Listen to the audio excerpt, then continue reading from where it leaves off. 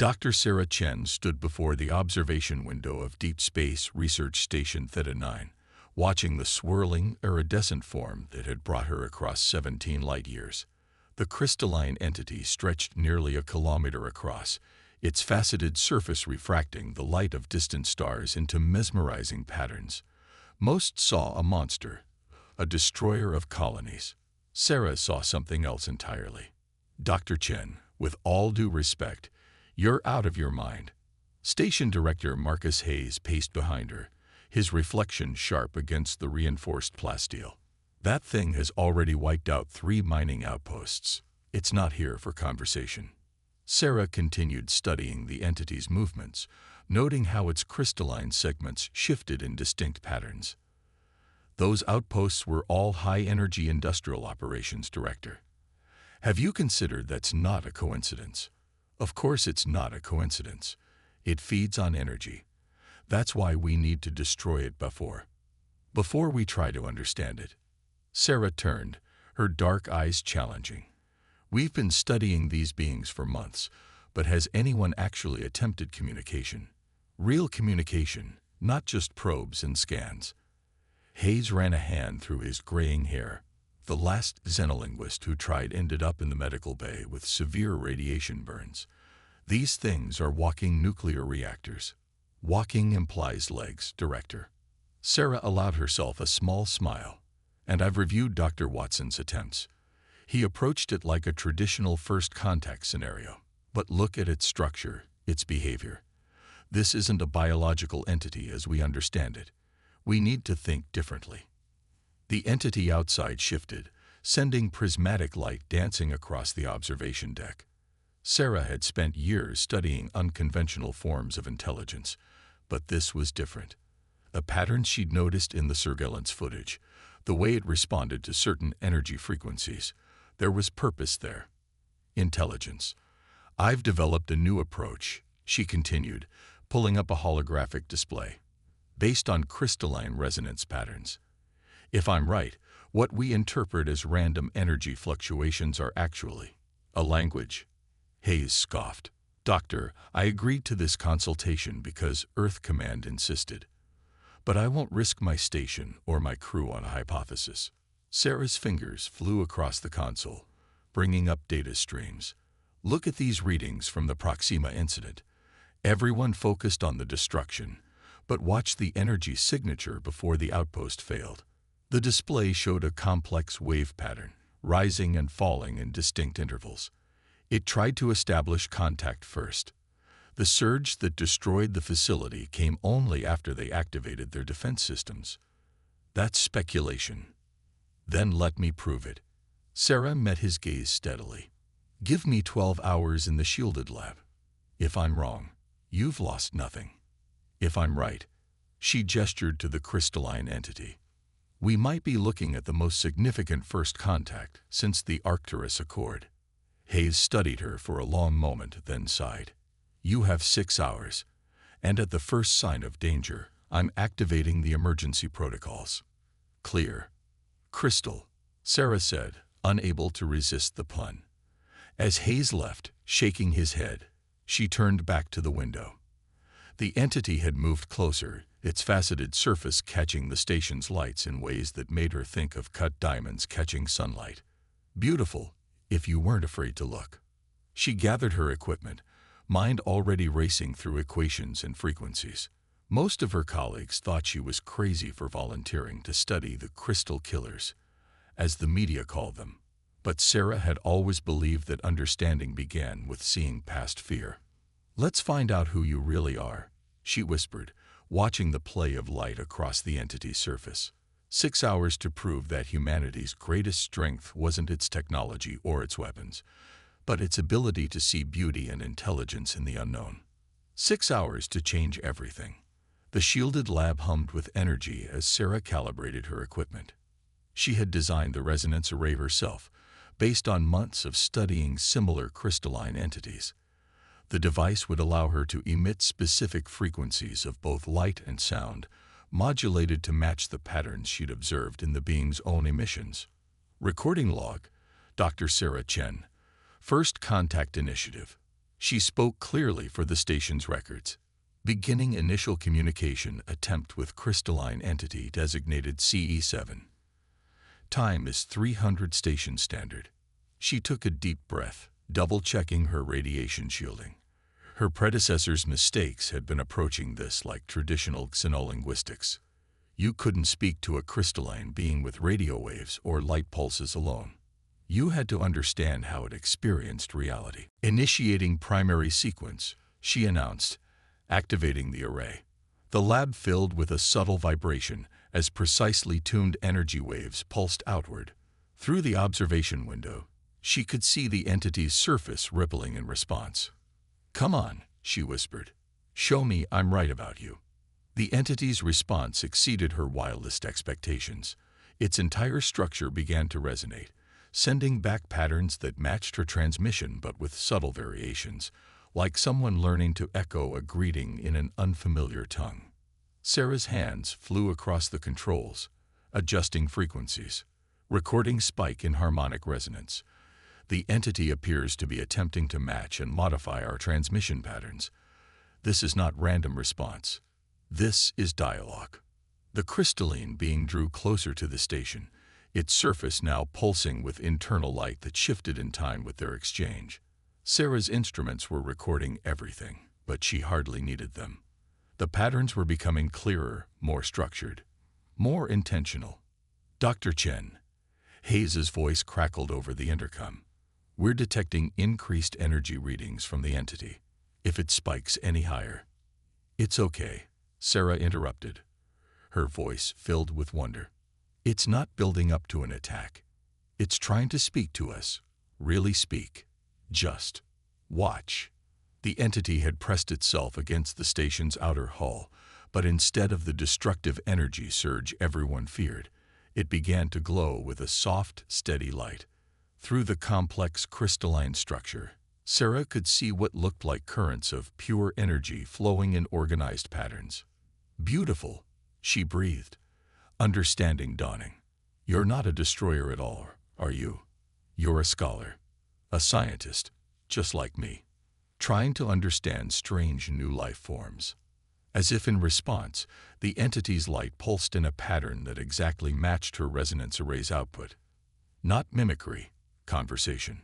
First contact had been made, and Sarah Chin had just proven that humanity's greatest discoveries came not from fear, but from the courage to see beauty in the unknown. 3 days after first contact, Sarah sat cross-legged on the lab floor, surrounded by holographic displays showing energy wave patterns. The crystalline entity, which she had begun to know as Lumina, hovered just outside, its surface rippling with gentle pulses of light. "You're saying you don't consume energy," Sarah spoke aloud as she translated the patterns. "You transform it." She adjusted her resonance array, sending back a questioning pattern. The response came in waves of blue-white light that her instruments translated into data.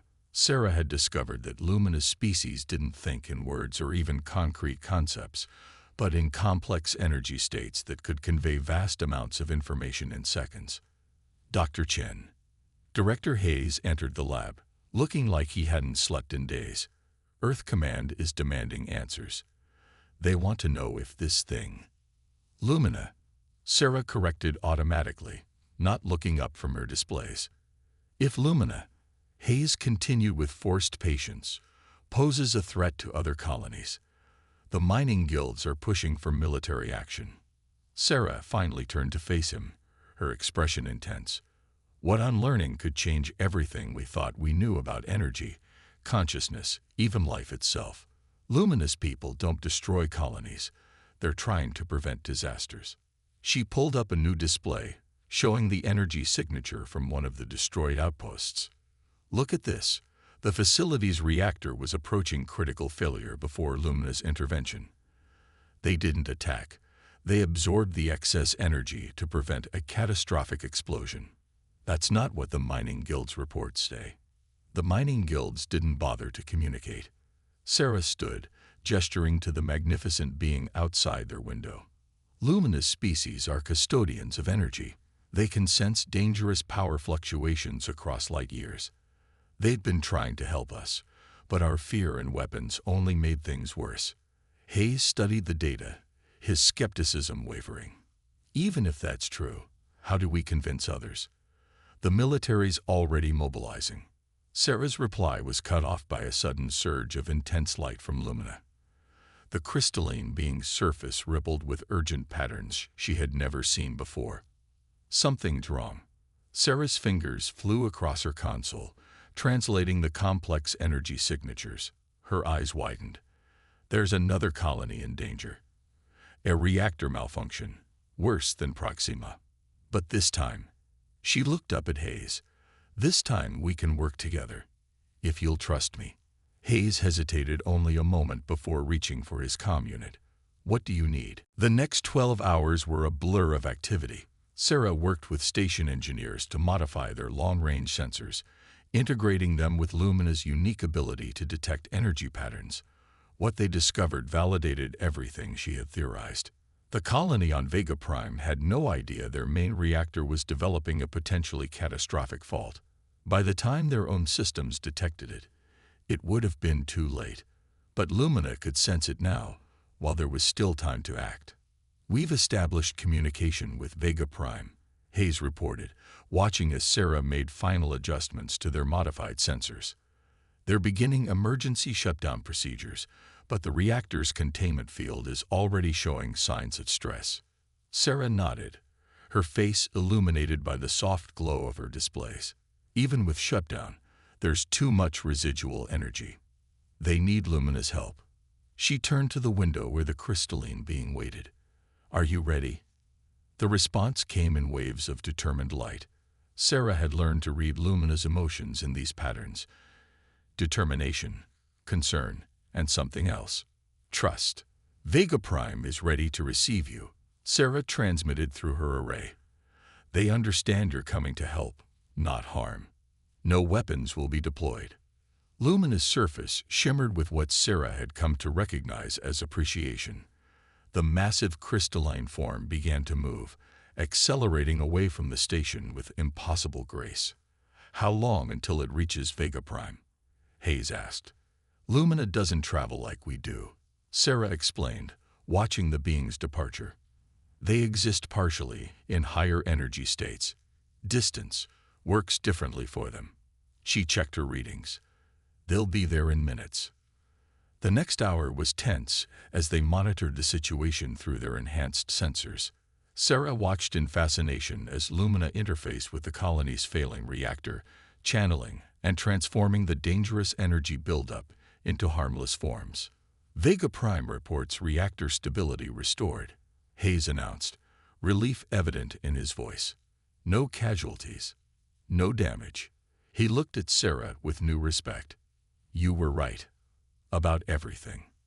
Sarah smiled, but her attention was on the energy patterns streaming across her display. Lumina was returning, but the patterns were different now.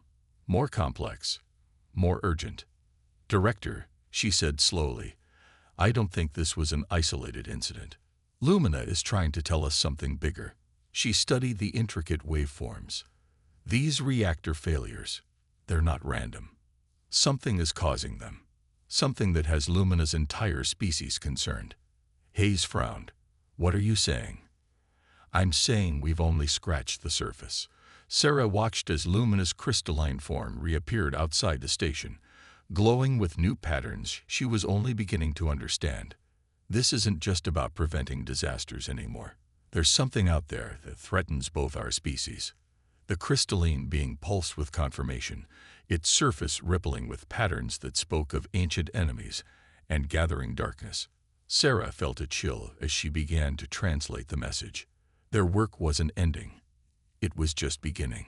Sarah stood before Earth Command's holographic council, her heart racing, but her voice steady. Behind her, Lumina's crystalline form cast dancing lights across the station's conference room. The void parasites, as we're calling them, exist in subspace, she explained, displaying the energy patterns Lumina had shared. They feed on power signatures from both biological and artificial sources. Our development of faster-than-light technology has drawn them to our space.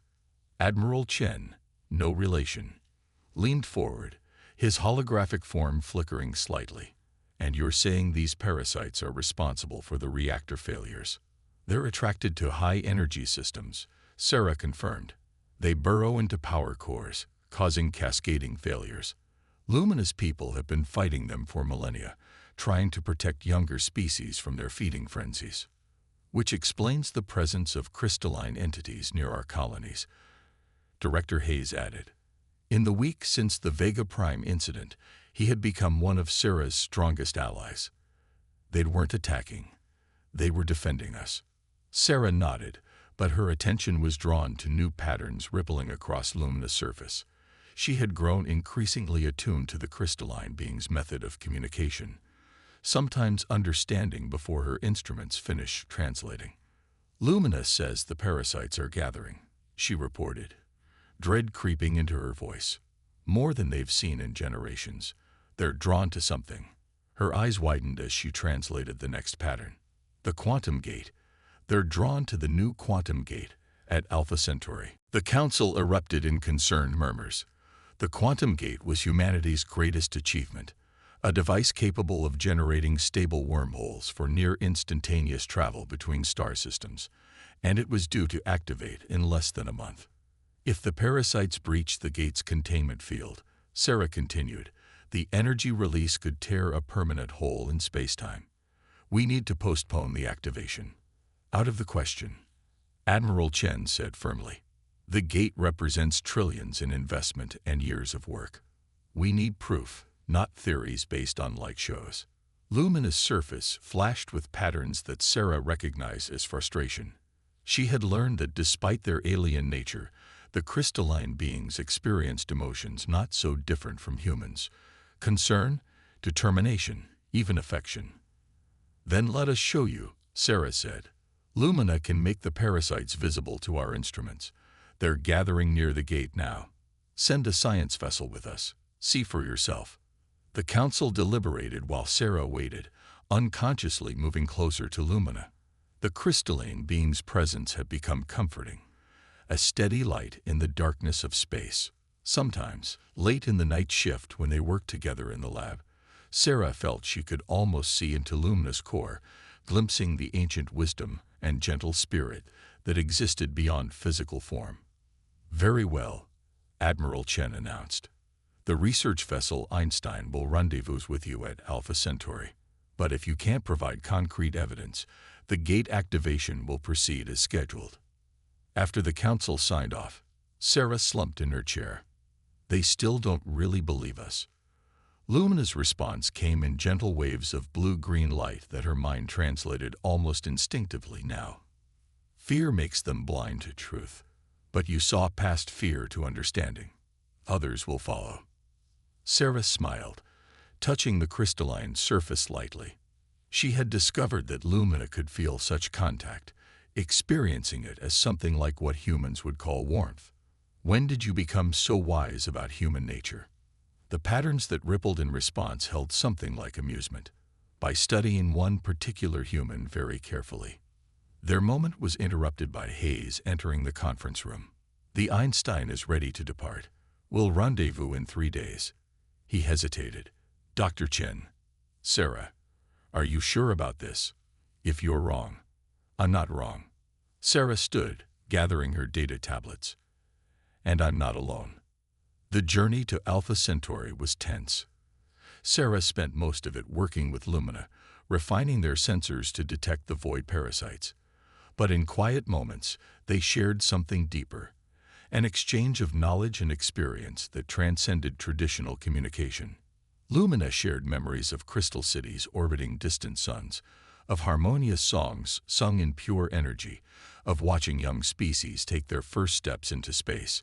In return, Sarah shared human art, music, and poetry, delighting in Lumina's fascination with how biological beings transformed their experiences into creative expression. "Your people create beauty from chaos," Lumina observed as Sarah played a violin concerto through the lab's speakers, translating the music into energy patterns. "You find patterns in randomness, meaning in silence. Not so different from how your people transform dangerous energy into harmless forms," Sarah replied. We both try to bring order to chaos, understanding to mystery. The patterns that rippled across Lumina's surface held deep appreciation, and something more, a personal warmth that Sarah had come to recognize as friendship, or perhaps something deeper. But as they approached Alpha Centauri, such peaceful moments ended. Even Sarah's untrained human senses could feel something wrong in the space around them, a distortion, a hunger that seemed to pull at the edges of reality. They're here, luminous patterns pulsed with urgency. So many, more than we've ever encountered. Sarah watched in horror as their modified sensors revealed the truth. Thousands of void parasites swarmed around the Quantum Gate's construction site, drawn to its immense power signature like moths to a flame. We have to convince them, she whispered, watching the deadly dance of invisible predators. We have to make them see. Lumina's response held both determination and concern. Yes, but first we must survive. The Quantum Gate hung in space like a massive metallic dream, its partial construction surrounded by work vessels and floating construction platforms. Sarah watched from the Einstein's observation deck as Lumina projected waves of revealing energy, making the void parasites visible to human instruments. Dear God, Captain Rodriguez of the Einstein whispered, watching the sensor displays. Thousands of dark shapes writhed through subspace around the gate, their very presence distorting reality. How did we not see them before? Sometimes the most dangerous threats are the ones just outside our perception, Sarah replied, her fingers flying across the control panel. Luminous people evolved the ability to detect them out of necessity. Now we need to evolve too, and quickly. The parasites were growing bolder, testing the gate's outer containment fields. Each probe sent power fluctuations rippling through the massive structure. Construction crews were evacuating, their small ships darting away like startled fish. The gate's power signature is drawing more of them, Sarah reported, translating Lumina's urgent pulses. If they breach the main containment field. A blinding flash cut her off as one of the construction platforms exploded, its power core breached by multiple parasites. The shockwave rocked the Einstein, sending alerts blaring through the ship. Hull integrity at 92%, the ship's AI announced calmly, detecting power fluctuations in secondary systems. They're not just drawn to the gate anymore, Sarah realized, horror dawning.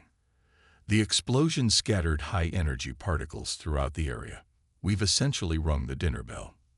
Lumina's massive form moved between the Einstein and the spreading swarm, crystalline surface blazing with protective energy. Sarah had learned that Lumina's people could create energy barriers that the parasites couldn't penetrate, but maintaining such shields cost them dearly. All ships, fall back to minimum safe distance, Captain Rodriguez ordered. We need tow. Wait, Sarah interrupted. I have an idea. But I'll need your help, Captain, and complete access to the Einstein's power systems. Rodriguez hesitated only a moment before nodding. Do it. Whatever you need. The next hours were a desperate race against time. While Lumina held the parasites at bay, Sarah worked with the Einstein's engineering team to modify the ship's power grid. Her months of studying crystalline energy patterns had given her insights into how they transformed and channeled power. If we can match Lumina's resonance frequency, she explained to Rodriguez, we can extend the protective barrier using our own power systems. Create a feedback loop that strengthens both. You're talking about merging our technology with theirs. Has that ever been done? Sarah's hands never stopped moving across the controls. We're about to find out. Finally, the modifications were ready. Sarah took a deep breath, looking out at Lumina's struggling form. The crystalline being's light had dimmed, energy depleting from the constant effort of maintaining the barrier.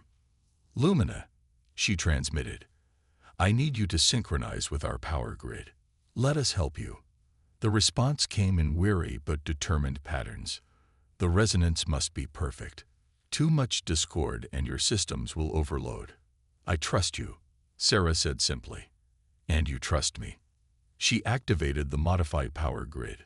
The Einstein hummed as energy began flowing in new patterns, guided by the algorithms Sarah had created based on her understanding of crystalline physics.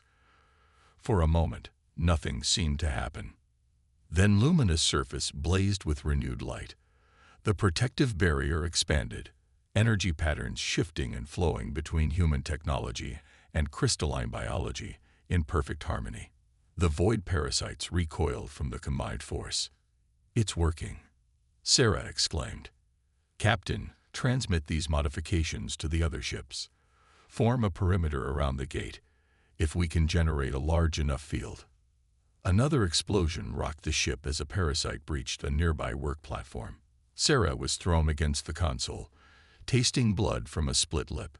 Warning signals blared as the Einstein's power grid strained under the load. "Power systems at critical levels," the AI warned. "Barrier maintenance exceeding safe parameters." Sarah looked out at Lumina, seeing the strain in their flickering light. The crystalline being was putting everything into maintaining the protective field, but it wasn't enough. The parasites were too many, too hungry. Then she noticed something in the energy patterns, a possibility. A desperate one. "Lumina," she transmitted. "The parasites are drawn to high-energy signatures, yes, so let's give them one they can't resist." Understanding flowed between them. It was dangerous, possibly suicidal, but it might be their only chance. "Captain," Sarah turned to Rodriguez. "I need you to divert all power to the barrier, everything except life support, and get ready to broadcast these coordinates to all ships." Rodriguez studied her for a moment, then nodded sharply. "Do it." Sarah's fingers flew across the console one last time as she prepared to attempt something unprecedented, a fusion of human engineering and crystalline energy manipulation that would either save them all or tear reality apart. "Ready, Lumina?" she asked softly. The response came in patterns that held both determination and something deeper, a warmth that transcended species. "With you, always." Sarah took a deep breath and initiated the sequence. Let's show them what happens when humanity and crystalline wisdom work as one. Time seemed to slow as Sarah initiated the sequence. The Einstein's power grid interfaced with Lumina's crystalline energy matrix, creating something entirely new. The protective barrier transformed into a swirling vortex of light and power, pulsing with combined human and crystalline technology. Energy signatures climbing, the ship's AI reported. Detecting quantum-level resonance patterns. Sarah watched as Lumina's form began to glow with an intensity she had never seen before. The crystalline being was channeling power from multiple sources, the Einstein systems, the other ships, even the quantum gate itself, transforming it into a single harmonious frequency. Now, Sarah transmitted to the fleet. Full power to the resonance arrays. The void parasites, drawn by the massive energy signature, swarmed toward them. But this time, they were playing into Sarah's hands. As they approached, Lumina's transformed barrier caught them like insects in amber. "It's working," Sarah breathed, watching as the parasites were trapped in a web of crystalline energy. "Lumina, are you ready for Phase 2? The response came in patterns of fierce determination. Together, Sarah activated the final sequence. The trapped parasites found themselves caught in a quantum-level transformation field. The same process Lumina's people used to transform dangerous energy into harmless forms was now being amplified by human technology, operating on an unprecedented scale. The effect was spectacular. The parasites, unable to maintain their form within the field, began to break down. But rather than being destroyed, they were transformed. Their hungry, destructive energy converted into stable, beneficial forms. "Remarkable," Captain Rodriguez whispered, watching the sensor readings. "They're not just being eliminated, they're being changed at the fundamental level." Sarah nodded, her eyes never leaving Lumina's glowing form. Sometimes the greatest victory isn't destroying what we fear, but transforming it into something better. The process continued until the last parasite was transformed. Where there had been a swarm of deadly entities, there was now a cloud of stable energy that actually strengthened the quantum gate's containment field rather than threatening it. But the victory had come at a cost. Lumina's light had dimmed significantly, the effort of the transformation taking a massive toll. The Einstein's power systems were nearly drained, and Sarah could see similar readings from the other ships. Lumina. Sarah pressed her hand against the observation window. Hold on. We did it. Just hold on. The crystalline beam's response came in weak but warm patterns. Do not fear for me, dear friend. This is not an ending. Gradually, Lumina's light began to strengthen as they absorbed some of the transformed energy, using it to restore themselves. The patterns of their communication became clearer, carrying a new depth of understanding. What we have done here, Lumina transmitted, has never been achieved before.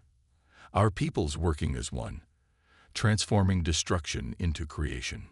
Sarah smiled, wiping away tears she hadn't realized she'd shed. We make a good team. The next few weeks were a blur of activity.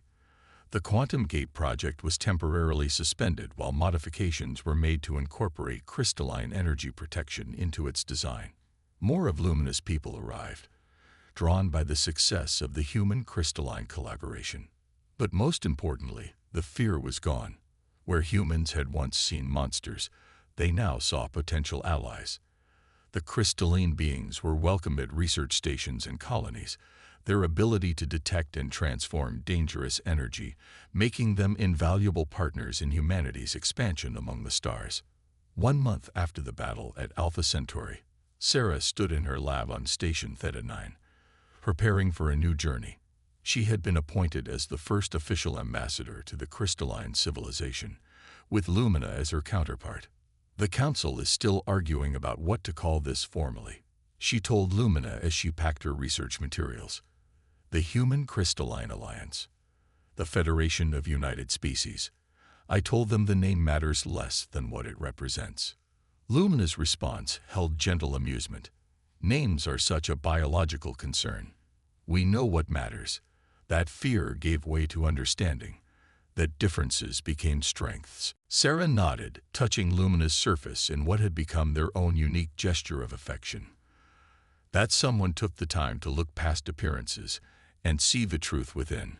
You taught us something too. Lumina's patterns shifted to show deeper meaning.